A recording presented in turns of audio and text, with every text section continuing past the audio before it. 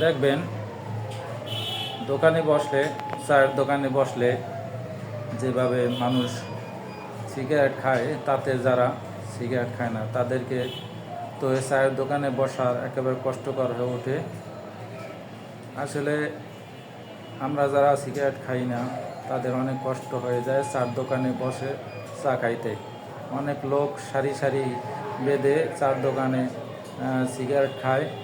আসলে এই সিগারেট খাওয়াটা আমাদের হাদিস কোরআনে কতটা যুক্তিসঙ্গত এটা আমরা জানি, কিন্তু তারপরও আমরা খাই।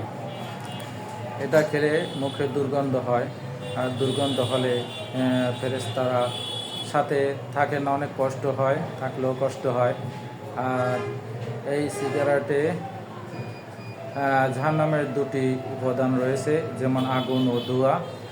তাই আমরা আশা করি এই সিগারেট বর্জন করব এবং জাহান্নামের আগুন থেকে আমরা বাঁচতে চেষ্টা করব।